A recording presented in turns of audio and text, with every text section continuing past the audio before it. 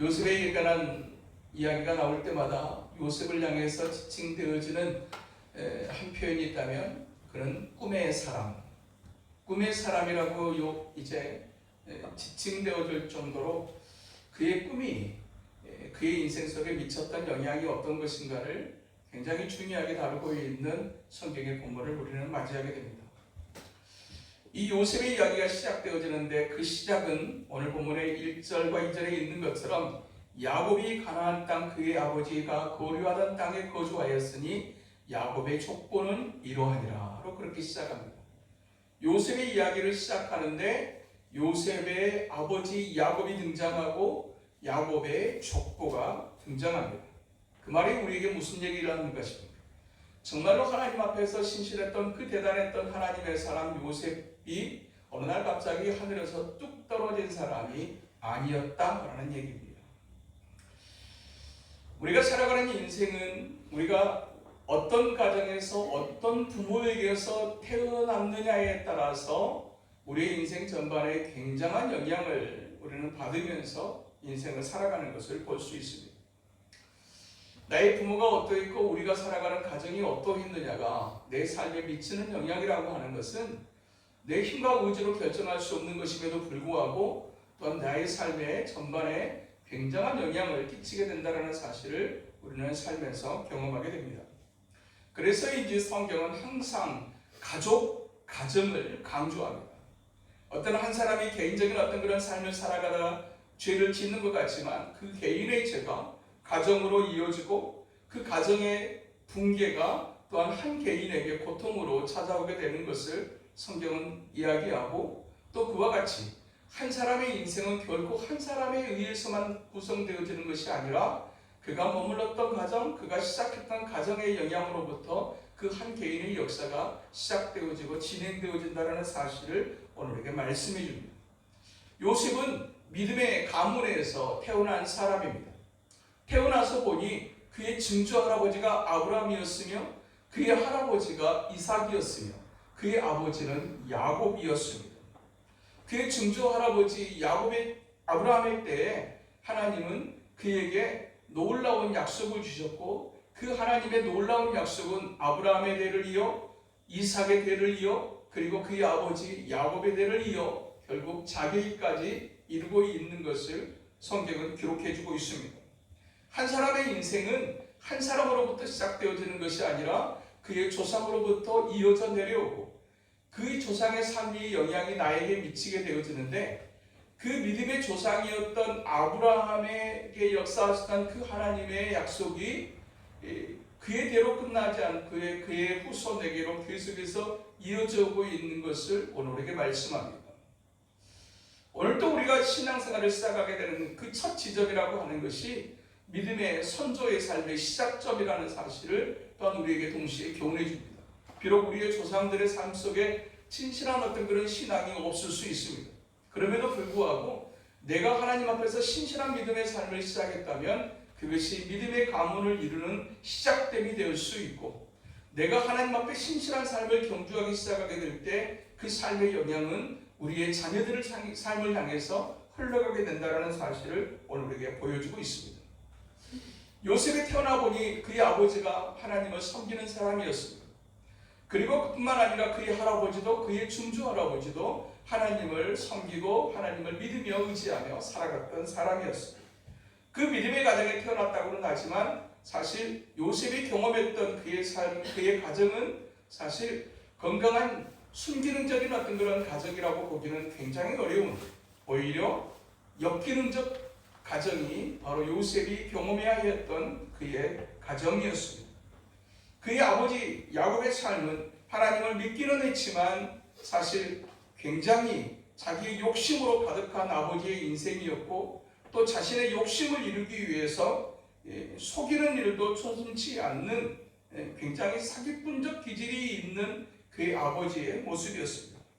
자기의 형과 아버지를 속이다가 결국 쫓기듯이 도망쳐 나와 그의 외삼촌 집 라반의 집으로 그렇게 가고 그리고 거기서 또한 그 과정 속에서 중간중간 하나님의 은혜를 경험하고 하나님의 도우심을 힘입기는 했지만 그는 여전히 하나님 앞에 신실한 믿음의 사람이었다고 보기는 어려울 정도로, 어려울 때는 하나님을 붙잡기도 했고 또 어떻게 할 수도 없는 상황 속에 하나님이 개입하셔서 그 문제를 해결해 주시기는 했지만, 그 문제가 해결되고 나게 되면 또다시 하나님의 약속을 잃어버렸던, 그리고 자기가 좋아하는 대로 또한 자기가 머물고 싶은 대로 살아버렸던 삶이 그의 아버지 야곱의 삶이었습니다. 그러면서도 어떤 일이 생기기, 사건이 터지게 되게 되면 적극적으로 주도적으로 그 문제 해결을 위해서 나아가기보다는 소극적으로 뒤로 물러나고 때로는 침묵해버렸던, 자녀들의 입장에서 본다고 하게 되면 우리 아버지는 진짜 무력하다, 그리고 때로는 우리 아버지는 때로 비겁한 것 같다라고 하는 생각이 들 정도로 믿음의 사람이라고 보기에는 사실 굉장히 아쉬움이 많은 그런 아버지가 요셉의 아버지 야곱이었습니다. 야곱의 인생을 들여다본 것처럼 야곱의 인생은 쫓기듯이 살아가는 인생이었고 굉장히 치열한 인생이었고, 그만큼 처절하기도 했던 것이 그의 아버지 야곱의 인생이었습니다. 하나님 앞에 하나님을 믿는다고 했으면 적어도 믿음의 사람답게 이 정도는 반응해 줘야 되는 거 아닌가라고 하는 싶은 어떤 그런 생각이 미치지만 그의 아버지는 그 자리에 있지 않았습니다.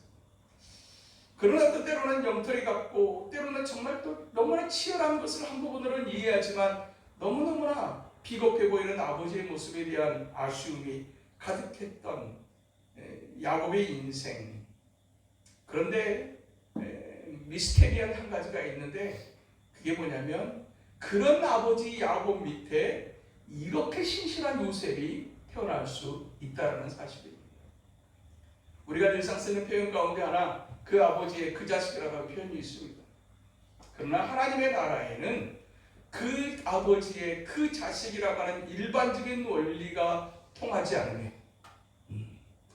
그와 같은 일반적인 논리를 뛰어넘는 하나님의 역사심이 있는 것, 그것이 하나님의 사람들의 인생인 것을 오늘 우리에게 보여주고 있는 것입니다.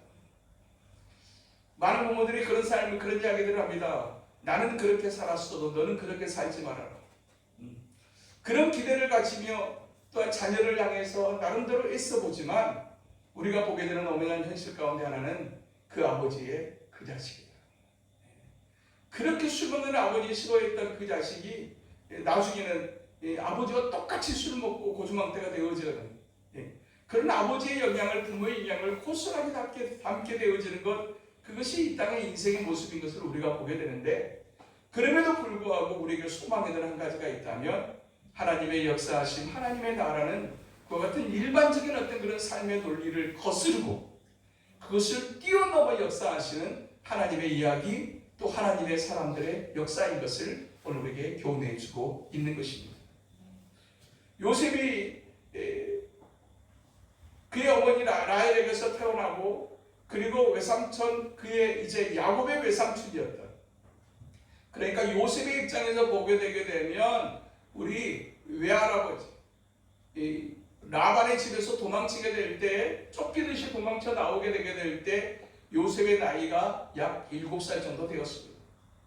그 7살 정도 되어졌던 그 요셉의 눈에 비춰졌던 아버지의 모습, 어린 시절, 우리가 어린 시절 우리가 눈에 비쳤던 아버지의 모습, 어머니의 모습이 우리에게도 있듯이 요셉에게도 그의 어린 시절 7살 때 비쳤던 아버지의 모습, 집안의 모습이 분명하게 있었을 거예요. 태어나서 보니 어머니가 한 사람이 아니고 4사람이나 되고, 태어나서 보니 형들이 벌써 10명이나 있습니다. 그리고 자기보다 1살 위에 누나도 있었습니다. 그런데 어린 시절 갑자기 야반도주하듯이 그렇게 아버지가 부랴부랴 짐을 싸더니 도망치기 시작합니다. 그러다가 이제 하나님의 개입으로 그의 외할아버지였던 라반을 만나게 되고, 또 화해하는 아버지의 모습을 보게 되고, 그리고 또 조금 있으니까 아버지가 약복강에 지나게 되게 될 때 또 이상한 행동을 하기 시작합니다. 그 많던 가축들을 점점 때를 지어서 보내기 시작하더니 나중에는 한밤중에 약복강에서 야 너희들도 넘어가라. 갑작스럽게 아버지만 남고 모든 가족들이 다 그렇게 이제 아빠는 왜 안 가는데? 라고 하는 그 얘기가 분명히 있었을 것인데도 불구하고 그의 아버지 야곱은 약복강에 남고 건너편으로 그의 모든 가족들을 다 넘겨버립니다. 그러면서 뒤늦게서 보게 되니 야곱의 형 그리고 그 요셉에게는 큰아버지였던 에서가 이 자기 아버지와의 갈등의 문제가 있었고 그 문제를 해결하게 되는 어떤 상황 속에 있는 것을 어쩌면 7살짜리 요셉은 알았을까 싶습니다. 아마 몰랐을 가능성이 더 많지 않을까. 7살 때였으니까. 그렇게 이제 화해를 하는가 싶더니 그의 아버지가 갑자기 방향을 틀더니 숲곳을 지나 세겜 땅으로 갑니다. 세겜 땅으로 가서 이제 그의 아버지가 하는 것을 보니 이제 거기서 머무를 생각이었고 거기서 밭을 사기 시작했고 그렇게 이제 거기서 보내졌던 세월이 10년이라고 하는 세월이 훌쩍 지나갑니다. 그러다가 그 세겜에서의 10년의 세월 속에서 갑자기 충격적인 사건 하나를 경험하게 되는데 자기보다 한 살 위였던 누나 디나가 그 땅의 추장으로부터 성폭행을 당하는 일을 경험하게 됩니다. 그때 그의 나이가 17세예요. 한참 사춘기로 민감한 어떤 이제 예민할 수 있었던 그의 삶 속에 갑자기 누나가 어느 날 성폭행을 당하게 됐다라고 하는 소식을 듣게 됩니다. 그리고 그 일로 인해서 집안이 아주 난리가 나게 되는데 나중에는 그의 10명의 형들이 함께 마음을 모아가지고 이제 자기의 누나를 성폭행해버렸던 그 세겜의족을 아예 그 마을을 그냥 초토화시켜버리는 그런데 그것에 이루어지는 진행의 과정이 너무나 비겁하게 우리는 하나님을 믿는 사람으로서 우리는 할례받지 않는 사람들과 함께 할 수 없습니다. 그러니까 정말로 우리와 함께 하고 싶다고 하게 되면 당신들 부족이 이제 마을에 있는 모든 남자들은 전부 다 할례를 받게 하십시오. 그러면 우리가 당신들과 함께 교통하겠습니다. 자기의 여동생이었던 그 디나의 강간을 해버렸던 그 사람뿐만 아니라 그 마을 사람까지도 전부 다 죽여버리기를 계획했던 그의 형들에 의해서 그 잔혹하고 끔찍한 살인사건이 일어나게 됩니다. 성폭행을 당해서 그냥 처참하게 무너져버린 누나의 모습을 보고 그리고 그 일에 대한 복수를 하기 위해서 정말 한 마을을 향해서 들어가 그냥 살인을 저지르고 피범벅이 되어서 돌아온 형들의 모습을 본 그의 시선에 비친 집안의 모습은 정말로 말할 수 없는 충격적인 가정의 모습이었습니다. 그 세겜에서의 그 충격적인 사건을 경험하는데 그 상황 속에 또 하나님의 은혜가 임해서 아무 사건 없이 더 이상 그 뒤에 따라오는 사건이 없는 채로 그 세겜 땅을 떠나 어느 정도의 시간들이 지나갈 때 그 세겜 땅을 떠나게 되게 될 때 그의 어머니 라헬이 임신을 해 있는 상황이었는데 도중에 그의 어머니가 아들을 낳다가 죽습니다. 난산으로 죽게 되는데 그때 태어난 동생이 베냐민입니다. 17살이나 어린 동생이 태어나는데 어머니가 그 아들을 낳다가 죽습니다. 17살의 나이에 갑자기 우리 엄마가 죽었다고 한번 생각해 보십시오. 우리 엄마가 아기를 낳다가 죽었다고 한번 생각을 해 보십시오. 30대, 40대에 부모님이 돌아가셔도 충격입니다. 그런데 감수성이 예민한 10대, 그것도 그냥 집안의 상황이 누나는 강간을 당하고 형들은 피범벅이 되어져 있고 그리고 아버지는 무기력하고 그런 상황 속에서 동생을 낳다가 엄마는 죽고 그리고 또 그 길을 떠나 잠깐 또 진행하다가 또 한 가지 충격적인 사건 하나를 보게 되어지는데 그것은 그의 제일 큰형이었던 루벤이 자기 엄마의 요종이었던 그리고 아버지에게는 첩이었던 비라를 간통하는 소식을 또 듣습니다. 요셉의 10대는 충격적인 사건의 연속이었습니다. 거기다가 오늘 본문처럼 배달한 형들로부터 요셉은 굉장한 시기와 미움을 받으며 살았다고 성경은 기록합니다. 여러분이 10대 때 만약 이런 집안의 상황이었다면 어떻게 됐을까요? 집안이 난리가 아니에요. 난리가 아니에요. 그런데 내 나이가 10대입니다. 정말로 삐뚤어지기 쉽고 상처가 많은 그런 요셉의 10대였습니다. 삐뚤어질 수밖에 없었던, 그리고 너무나 많은 상처로 힘들 수밖에 없었던 10대. 그런데 요셉은 그 야곱의 아버지 야곱의 12명의 자식들 가운데 가장 진실하게 믿음을 지키며 사는 하나님의 사람이 되었습니다. 어떤 분이 그런 얘기합니다. 우리는 야곱같이 살아도 내 자식은 요셉같이 되게 하여 주시옵소서. 나는 야곱 같은 인생을 살았어도 내 자식은 요셉 같은 인생이 됐으면 좋겠다. 우리 아이들이 우리의 부족함을 닮지 않고 우리의 부족함을 뛰어넘어 하나님 앞에 신실하게 자라가는 거룩한 은혜가 있게 되기를 주님의 이름으로 축복합니다. 그런데 이 10대, 오늘 보면은 그의 나이가 정확하게 17세의 소년이었다고 성경은 2절에서 기록하고 있습니다. 그런 충격적인 사건으로 가득했던 그의 삶 속에 정말로 그를 힘들게 했던 한 가지가 있다면, 사건이 어쨌든 일어나버린 것이고 또 사건은 어차피 지나간 것이기는 했지만 정작 자신이 살아야 될 인생의 상황 속에 그에게 정말로 힘들게 했던 것은 그 많은 10명의 형들로부터 미움을 받는 삶을 살게 됐다라고 하는 사실입니다. 누군가로부터 미움받는 삶을 살아간다라고 하는 것이 얼마나 고통스러운 것인지, 누군가의 시선이, 그것도 가장 가까이 있는 형들의 시선이 자신을 향해서 얼마나 쌀쌀하고 냉정하게 그렇게 바라보는 시선 속에서 삶을 살아야 된다라고 하는 것은, 그것을 경험해보지 않는 사람은 알 수 없는, 그것도 형이기는 하지만 그 형들이 전부 다 배다른 형들입니다. 그의 의지와는 상관없이 참 부모의 세대가 잘 살아야 되는 이유를 우리가 자녀들의 삶 속에서 보게 되는 것입니다. 그의 아버지가, 그의 어머니가 왜 그렇게 살아가지고 나는 이런 기가 막힌 상황을 경험해야 되는가라고 하게 되게 될 때 부모에 대한 원망은 일어날 수밖에 없는, 내가 지금 이렇게 살 수밖에 없는 이유는 아빠 때문이야, 엄마 때문이야 라고 말해도 하나도 틀린 것이 아닌 그런 삶이 요셉의 삶이었습니다.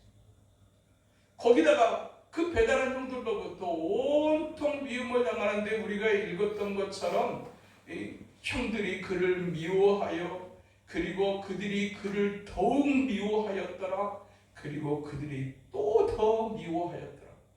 미워했다라는 말이 계속해서 등장할 정도로 요셉의 10대는 사람들로부터 사랑받는 삶이 아니라 형들로부터 끊임없는 시기와 미움을 받는 대상, 그게 바로 요셉의 10대였습니다.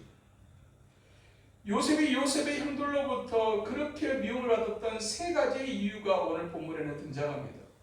첫 번째 이유가 뭐였느냐? 그것은 아버지 야곱의 편애였습니다. 똑같은 자식인데 내가 아닌 누군가를 아버지가 더 많이 사랑하고 있다고 느끼게 될 때 찾아오는 그 심리적 박탈감. 우리 아버지는 나를 사랑하지 않아. 우리 아버지는 막내만 이뻐해.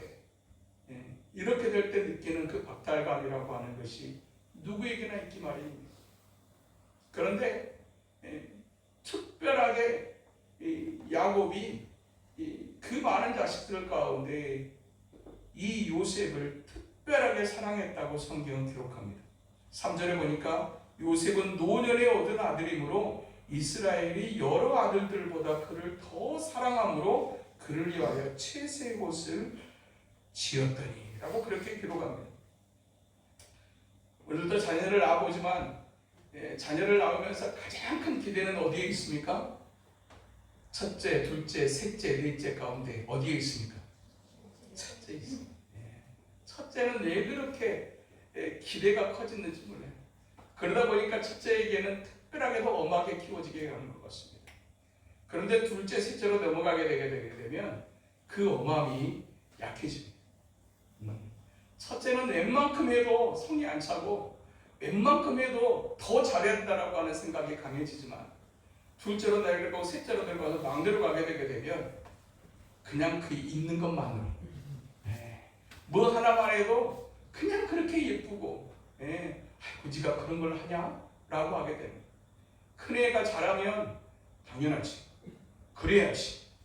네가 첫째인데 그래야지. 라고 하다가 막내로 내려갈수록 그 기대가 점점 약해지면서 약해지면서 동시에 또 예뻐집니다.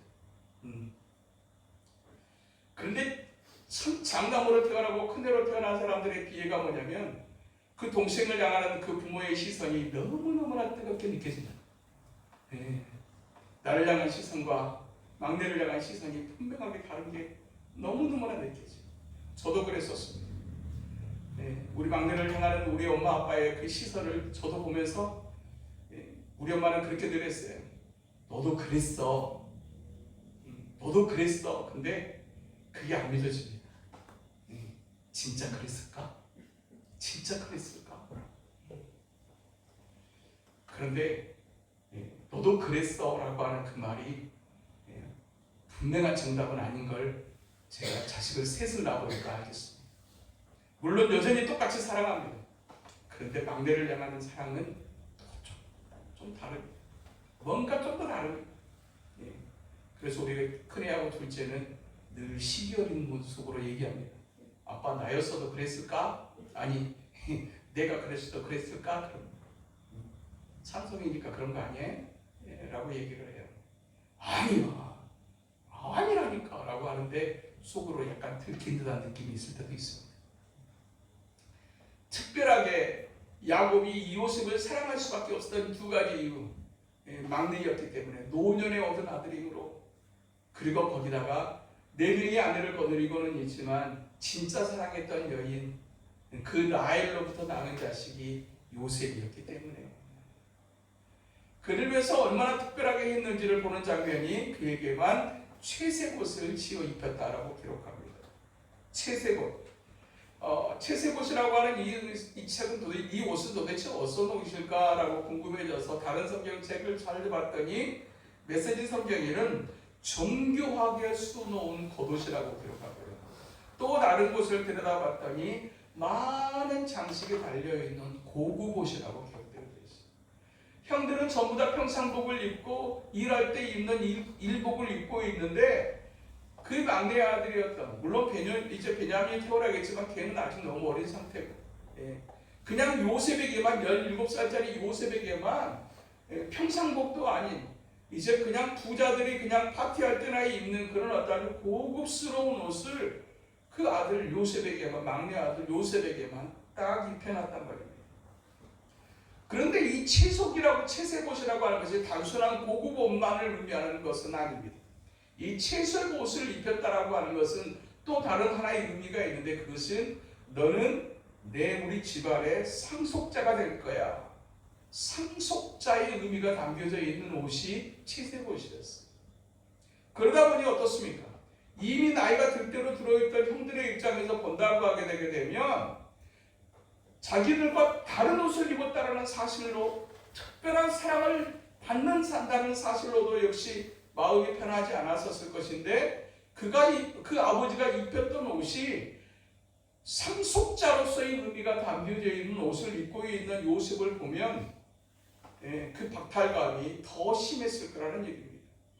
우리는 자식은 자식이어도 아버지에게는 큰 의미가 없구나. 아버지에게 있어서 진짜 의미는 저 자식이구나.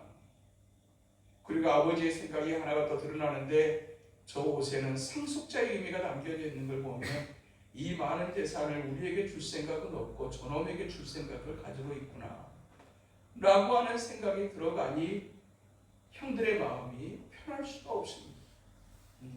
그래서 이제 그로 인해서 사절에 보니까 그를 미워하여 그에게 편안하게 말할 수 없었더라.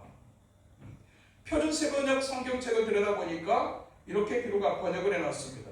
그에게 말 한마디도 다정하게 말하는 법이 없었더라. 똑같은 말인데 다정한 말이 있고 다정하지 않은 냉랭한 말이 있어요. 그 말 한마디가 우리에게 어떤 영향을 미치는가 하는 것은 우리가 살면서 충분히 경험하는 것입니다. 동료나 사장이나 후배로부터 들려오는데 형제로부터 이제 말들이 오고 가게 되게 될 때 가시가 돋친 말을 듣는 것, 그걸 우리가 못 느낄 일이 없습니다. 똑같은 말을 하는데도 불구하고 애정이 담겨져 있는 말 한마디인지 아닌지 우리가 모를 리가 없습니다. 그런데 그 많은 10명의 형들이 그에게 다정하게 말하는 법이 단 한 번도 없을 정도로 그는 형들에게 시기의 대상이었고 미움의 대상이었습니다. 무엇 때문이었습니까? 그의 아버지의 편애 때문이었어요. 그러면서 대부분의 설교는 이렇게 진행됩니다. 여러분 자식을 편애하지 마십시오. 그런데 저는 이 부분을 묵상하면서 저는 부모님 여러분 편애하지 마십시오라고 하는 표현보다는 이 편애라고 하는 이 특별한 사랑이 어쩌면 요셉의 10대를 견디게 해줄 수 있지 않았었을까. 너무너무나 무서운 형들, 너무너무나 부끄러운 모습으로 전락해버린 누나, 때로는 좀 기대했던 아버지의 모습이 아닌 이런 안타까운 상황에도 그로 인해서 때로는 외롭고 때로는 엄마는 안 계시고 서럽고 이와 같은 불완전한 어떤 그런 10대 속에 그를 버티게 해줄 수 있는 한 가지가 있었다면 오히려 그것은 아버지의 편애가 아니었을까. 형들은 나를 미워해도 우리 엄마는 없어도 그래도 아버지는 나를 사랑하시고 나를 향한 기대를 가지고 계십니다. 우리가 살아가는 인생이 때로 외롭습니다. 우리가 살아가는 인생이 때로는 억울합니다.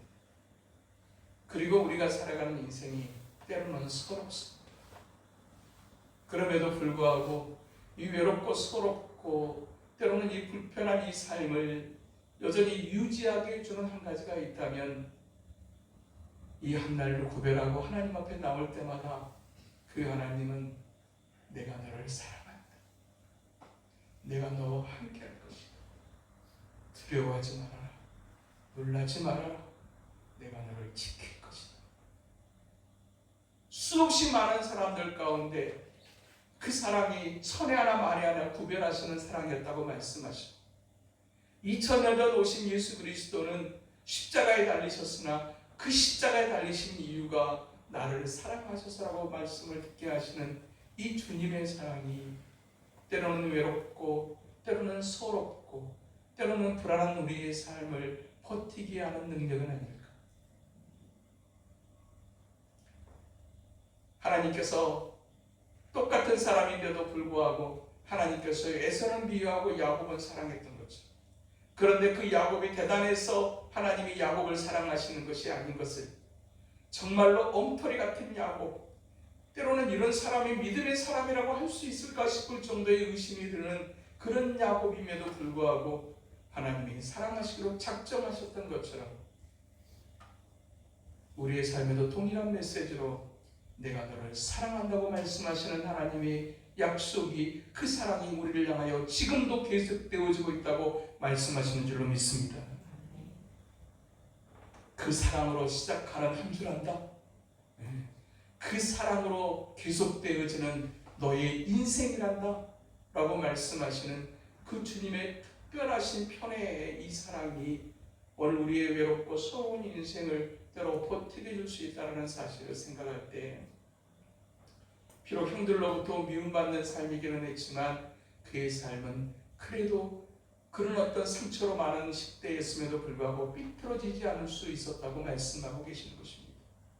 때로 외로움이 느껴질 때, 때로는 서러움이 느껴질 때, 때로는 슬프게 느껴질 때 우리는 인생을 포기하고 싶고 때로는 놓아버리고 싶고 그냥 놔둬버리고 싶을 때가 있습니다. 그럼에도 불구하고 우리를 향해서 계속되어지는 이 하나님의 사랑이 때로는 외롭고 서러운 그 인생의 터널을 지나가게 하셨고 지금도 그 사랑은 여전히 계속되어지고 있다고 우리에게 말씀하시는 줄로 믿습니다. 두 번째, 요셉이 미움받았던 두 번째 이유, 그것은 요셉의 정직 때문이었습니다. 오늘 본문 2절에 보니 야곱의 족수보는 이로 아니라 요셉이 17세의 소년으로서 그의 형들과 함께 양을 칠 때 그의 아버지의 아내들 비라와 실바의 아들들과 더불어 함께 있었더니 그가 그들의 잘못을 아버지에게 말하더라라고 그렇게 기록합니다. 형들과 함께 있었는데 형들의 잘못을 아버지에게 말하더라. 그냥 이렇게 표면적으로만 보게 되게 되면 요셉은 어떤 사람 같으냐면 고자질쟁이. 우리가 때로 막내들 싫어하는 이유가 있죠. 그 막내 것들은 보면 여지없이 아빠한테 엄마, 오빠가 그랬대. 엄마, 형이 그랬대. 꼬나붙이기 제일 잘하는 게 막내입니다. 그래서 때로는 막내가 그날에도 엄마의 시선이 따사롭게 비춰지는 것 때문에 싫은데 또 막내는 또 눈치가 또 얼마나 빠른지 우리가 야단 먹고 있으면 또 막내는 아무렇지 않아 공부하고 있고 또 그러고 있어. 그냥 너 왜 오늘 또 양치 안 했다고 소리 나고 있으면 어느새 가가지고 양치를 잘 하고 있는 막내를 보게 될 때 있잖아요. 근데 오늘 본문에 보게 되게 되면 그냥 표면적으로만 읽으면 그냥 고자질쟁이, 그냥 그렇게 비춰져요. 그런데 오늘 이 잘못을이라고 하는 이 단어를 히브리어 원문으로 들어봐야 라라고 하는 단어로 기록되어져 있는데 이 라라고 하는 단어는 단순한 실수에 의한 잘못을 이야기하는 단어가 아닙니다.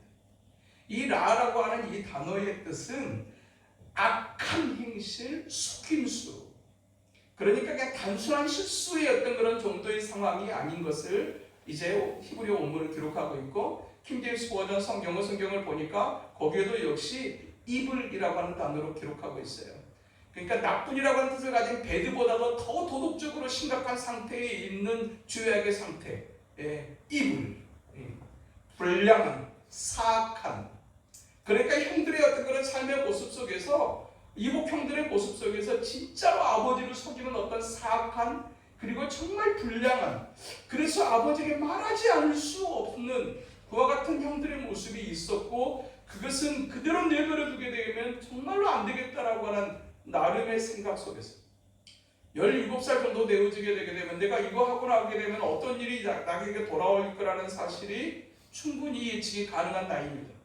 그럼에도 불구하고 이것은 그대로 두면 절대로 안 된다라고 하는 어떤 그런 자기 나름대로의 어떤 그런 상황 속에서의 인식이 아버지에게 그것을 이야기하게 됐습니다. 형들이 이런 어떤 그런 속이는 일, 정말 이런 사악한 일들을 하고 있다라고 하는 이야기. 그것이 형들의 입장에서는 더 미워할 수밖에 없는 어떤 그런 상황으로 가게 됐다라고 하는 사실입니다. 여기서 우리가 보게 되는 것은 요셉의 성품입니다. 문제에 대한 상황에 대한 인식 능력과 그리고 불의와 타협하지 않는 그 안에 있는 정직성을 우리가 보게 되는 것입니다. 사람이 10년이 지나도 20년이 지나도 10년 전에 만났던 사람, 20년 전에 만났던 사람 만나보면 동일하게 고백하는 한 가지 고백이 있어요. 뭡니까? 하나도 변하지 않았다. 그냥 나이가 먹어서 조금 이렇게 외모는 좀 바뀌어졌을지 모르지만 10년 전에 만났던 사람 조금 더 이렇게 함께 있어 보면 너는 하나도 안 변했다. 그냥 외모가 안 변했다는 이야기도 있지만 사실은 진짜로 그 사람의 어떤 그런 성향과 습성이라고 하는 것이 안 바뀌고 있는 거라는 걸 우리가 볼 수 있어요.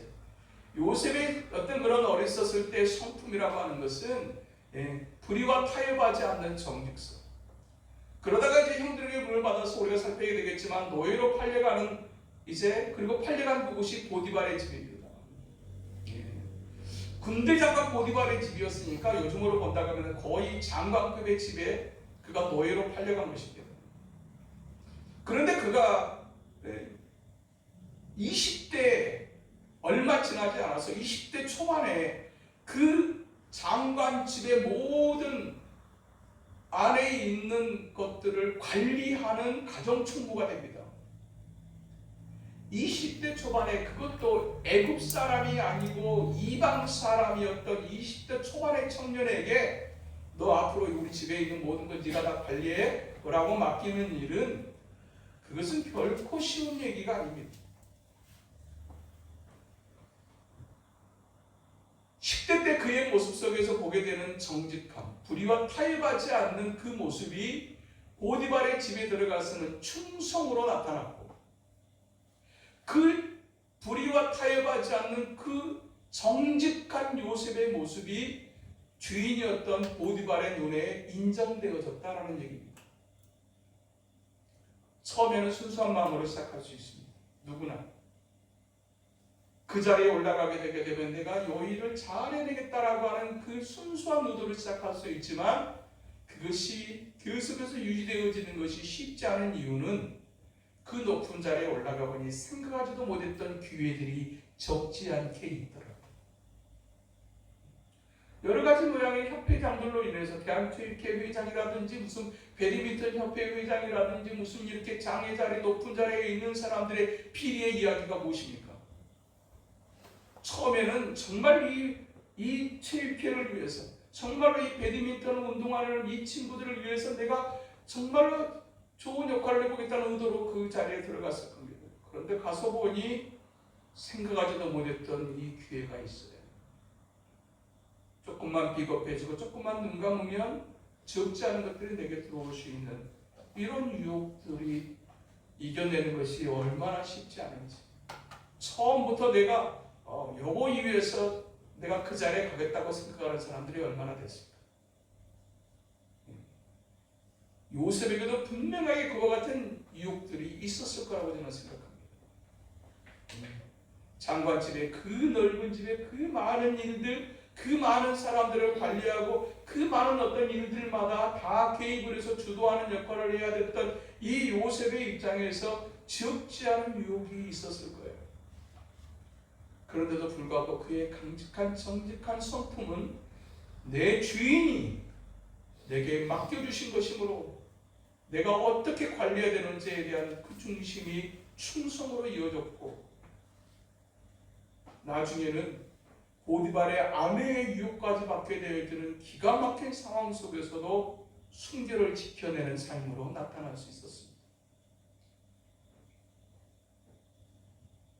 우리가 살고 있는 이 시대는 참으로 유혹이 많은 시대입니다. 특별하게 대표적으로 우리들의 삶과 영혼을 망가뜨리는 세 가지의 유혹을 하나님의 사람 리차드 포스터는 돈, 섹스, 권력이라고 지적했습니다. 사람의 삶과 영혼과 한 가정이 어떻게 무너져가는가를 살펴보니 전부 다 대부분의 삶들이 거의 동일하게 돈의 욕심 때문에, 쾌락의 유혹 때문에, 그리고 하나님 없는 힘의 유혹 때문에 결국은 한 사람의 삶이 무너지고 가정이 무너지고 영혼이 무너지게 되어집니다. 에덴 동산에 있던 아담과 하와를 유혹했던 마귀의 방법도 역시 그것이었습니다. 보암직도 하고 먹음직도 하고 지혜롭게 할 만큼 탐스러운 질. 이 유혹을 극복하지 못했던 그 결과가 얼마나 무섭고 처참한 것이었는가를 에덴 동산에 쫓겨난 아담과 하와를 통해서 우리가 보게 되듯이, 오늘 또 그 마귀는 여전히 지금도 많은 사람들의 삶과 영혼을 유린하기 위하여 보암직한 것으로, 먹음직한 것으로, 지혜롭게 할 만한 탐스러운 것으로, 내가 조금만 더 많이 가지면 조금 더 행복해질 수 있을 텐데, 또 내가 살면서 이 정도의 쾌락은 내가 가능해야 되는 거 아닌가라고 하는 쾌락의 유혹에 사로잡히며, 하나님 없이도 내가 힘을 가지면 내 인생은 제법 탄탄하고 행복해질 수 있을 거라고 하는 착각 속에 살아가게 하면서 한 사람의 영혼을 잠식하고 삶을 무너뜨리며 그가 머물러 있는 가정과 공동체를 파괴하는 그와 같은 모습은 지금도 마귀의 전략이며 그렇게 지금도 진행되어지고 있다는 사실을 오늘 우리에게 보여주고 있는 것입니다. 그럼에도 불구하고 정직함이 비웃음거리가 되어줄 정도로 타락해버리는 시대였어. 하나님 앞에 정직하게 진실하게 충성스럽게 살아간다라고 하는 것이 하나님의 사람에게는 가장 큰 능력이고 무기여야 될 것을 오늘에게 말씀하고 있는 것입니다. 네가 그런다고 해서 주인이 알아줄까? 어쩌면 20세 초반에 요셉에게 비웃는 옆에 있는 사람들이 있었을 것입니다.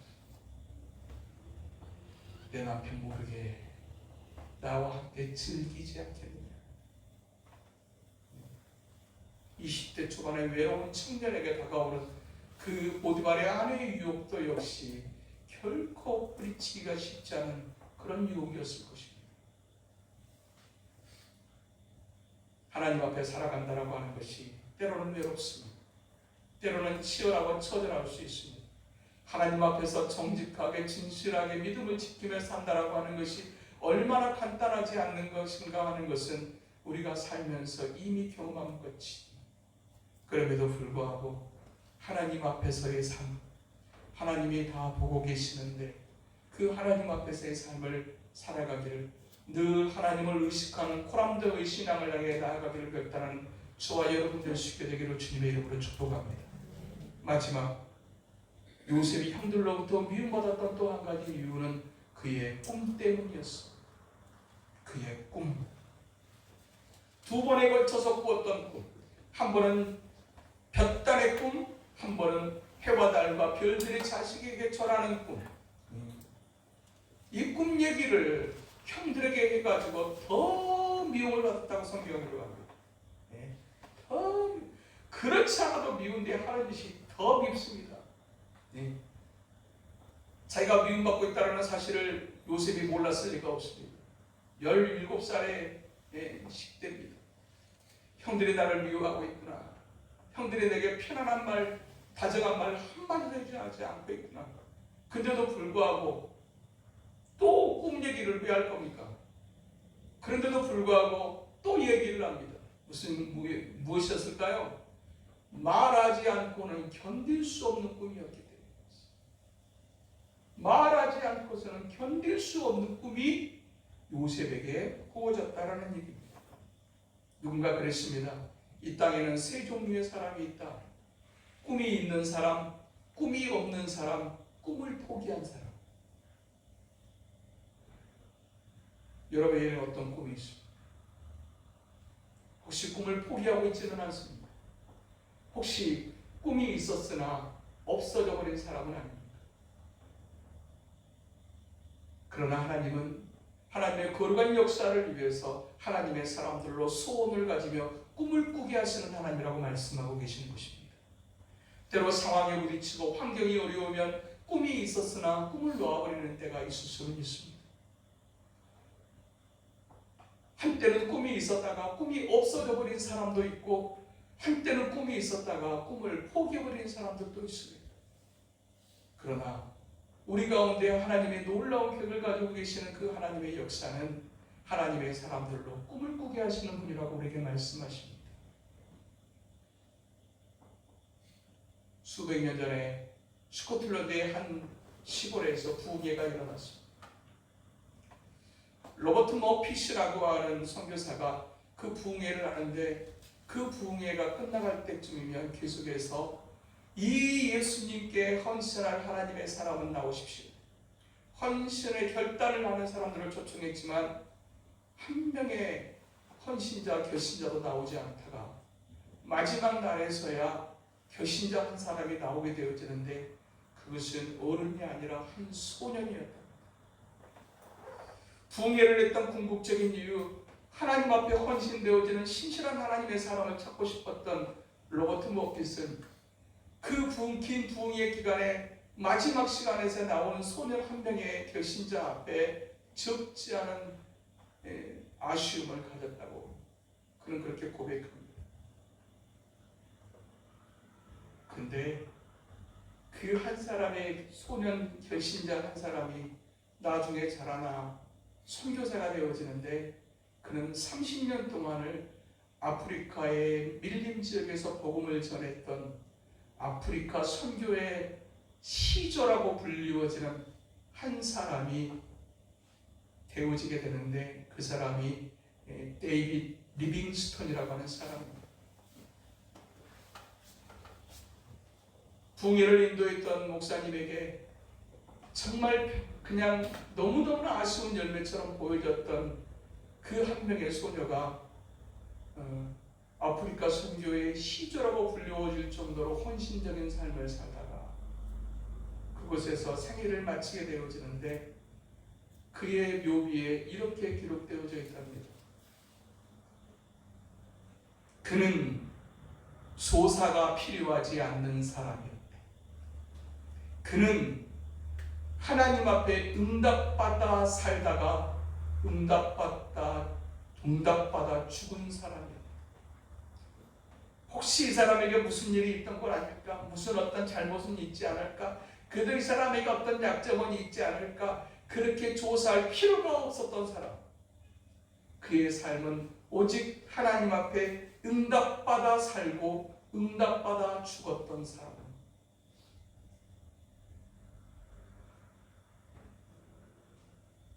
우리에게는 여전히 꿈이 있습니다. 때로는 꿈이 흔들리고, 때로는 꿈이 방황하고, 때로는 꿈을 잃어버리고 포기하는 인생의 고통스러운 시간도 있지만, 우리에게는 여전히 꿈이 있습니다.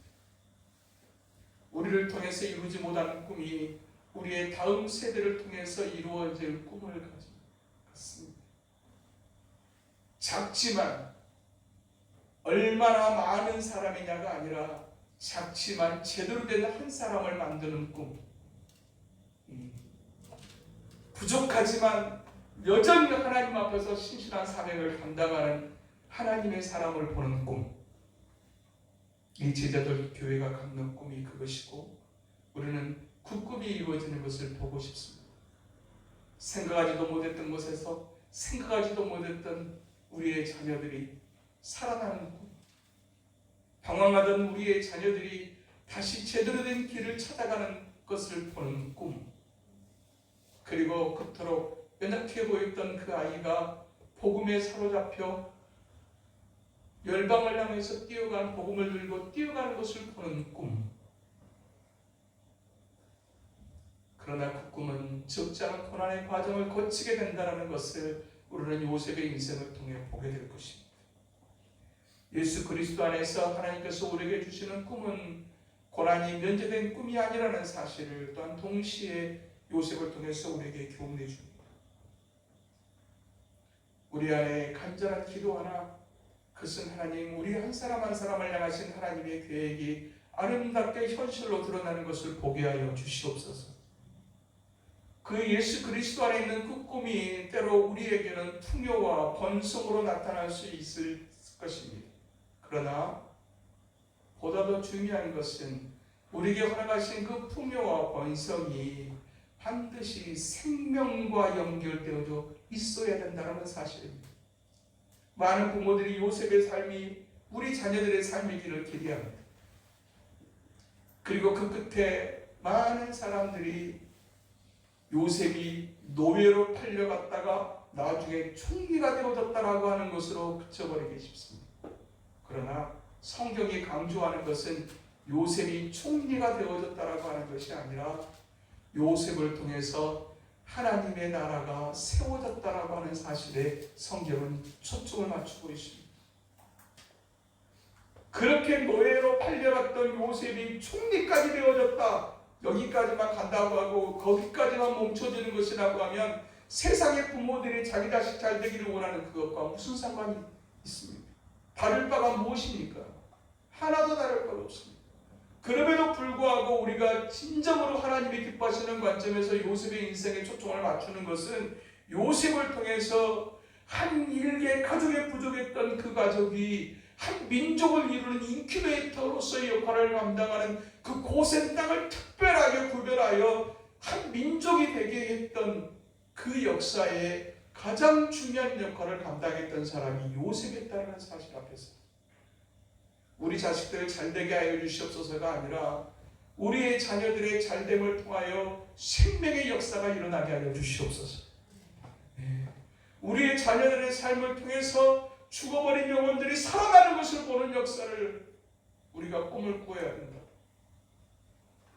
작지만 때로는 초라하지만 우리 안에 허락하신 이 생명의 복음의 역사가 이 거룩한 공동체를 통해서 우리의 자녀들을 통해서 우리의 주변에 사랑하는 영혼들을 통해서 아름답게 이어지고 꽃이 피워지는 것을 보는 그 거룩한 은혜로 가득한 우리의 삶 될 수 있게 되기를 주님의 이름으로 축복합니다. 거룩하신 하나님 아버지, 믿음의 가정이라고 하나 너무나 처절했던 집안에서 태어났다.